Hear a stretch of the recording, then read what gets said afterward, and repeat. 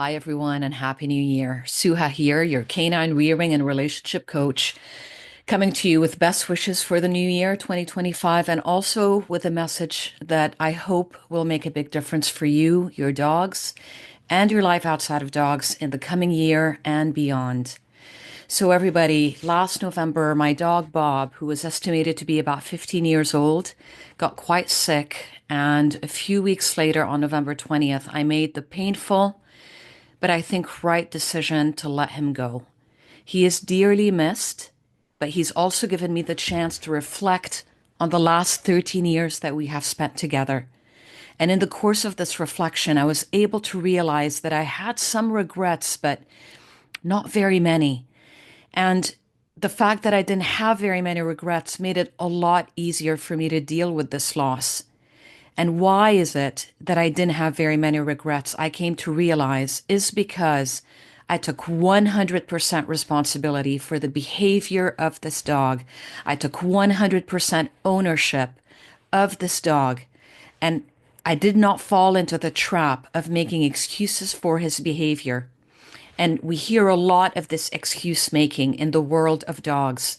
And I'm so glad that over the course of those 13 years, even though there were times where I wanted to make excuses for why he was so reactive and so possessive and so difficult to deal with at the vets or in other situations like grooming and so on. But those ideas, those excuse making ideas would come into my mind for a moment and then go just as quickly. And I'm so grateful for that. So, in this world of dogs and dog training, there's a lot of excuse making, like I said, and a lot of these excuses tend to make a dog's behavior about the dog and very little about the dog's situation or relationship with the person that they live with. And we tend to talk a lot about the dog's breed, about the dog's background, and about trauma in the dog and how that trauma has now changed the character of the dog, whereby now we have a dog that is by nature anxious or by nature reactive or aggressive and so on. So I wanted to talk to you today about those three excuses and about how I could have really used them as an excuse for Bob's poor behavior at times, bad behavior. And luckily, I was not of that mindset, and both Bob and I were the better off for it in the end. So, excuse number one is about the breed. And I'm sure you have heard many such comments. For example, well, it's a German Shepherd, or Rottweilers do this, or, well, it's a Border Collie and therefore it's going to behave this way. And, let me tell you a bit about Bob. Bob was a Formosan mountain dog, a Taiwanese mountain dog, a breed that is indigenous to Taiwan. And I certainly could have used that as an excuse, given the strength and power of his genetics, him being an ancient breed, very established in that, in that long history of the breed. They are hunters, they are guardians by design. And yet I did not fall into that trap because I understood that in a counter force for nature is nurture. That yes, he had very strong genetics and he was a very strong dog and a very willful, dog that had certain ideas about how he wanted to be handled. But I also knew the power of our way of life, the power of how I nurtured this dog. It's not just about the breed, it is also about how this breed is raised and how you live with that particular dog. Okay. Another excuse that we make is the dog's background. And we talk a lot here about the dog being a rescue dog or a shelter dog and so on and so forth. So let me again tell you a little bit about Bob. He was a street dog who was plucked off the streets of Taiwan by a woman that meant well. Her intentions were good. Her heart was in the right place. But she takes this strong, independent, free roaming dog into her home and try to deal with him or raise him as if he were a regular animal, a regular dog or pet. And that wasn't going to fly with Bob. And even though we tend to think that loving a dog and taking him off the streets is love and kindness towards that dog, I want to ask you how that dog might have experienced it. I'm pretty sure that Bob experienced this sudden switch from life as an independent dog to being coddled and in someone's lap and couch as trauma. And then he was brought here to Canada, where the family of this woman also had a very hard time with Bob. And there was frustration around him and difficulty handling him. He was taken to a trainer. You know, there again, they were trying hard to help this dog. He was taken to a trainer, not a trainer that I would necessarily agree with in terms of their methods or their philosophy about how to handle dogs and deal with their behavioral issues. And as to be expected, that did not go very well or take these people very far with Bob. And so, next thing you know, he is surrendered to one of our city shelters where I happen to volunteer. I happen to be a dog walker in that shelter. I happen to be a behavioral foster there. And he spent about 5 months in that shelter being handled differently by different people. Some people were kind to him and spoiled him a little, and others were frustrated with him because he was hard to handle in certain situations, in particular, hard to handle at being returned to his kennel, which he resisted fiercely, you know. And I remember seeing a volunteer, and, you know, there's no judgment, you know, that person did what they could with what they knew. But I remember seeing that person grab Bob and throw him into his kennel because he was just not having it.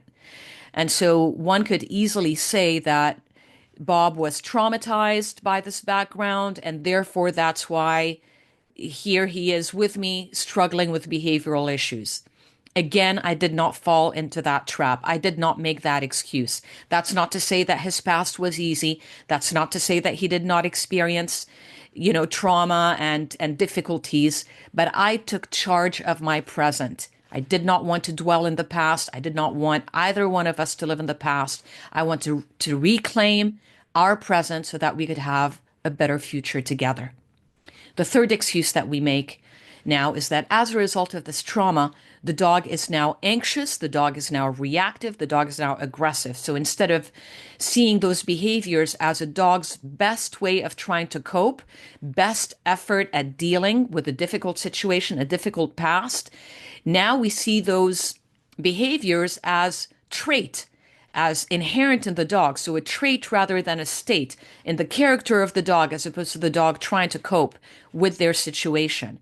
And again, I knew better. And I'm so grateful that I did, that I knew that this was how Bob was trying to deal. That was his coping mechanism. That was his post-traumatic syndrome that he was displaying, but that was not the real dog at the core.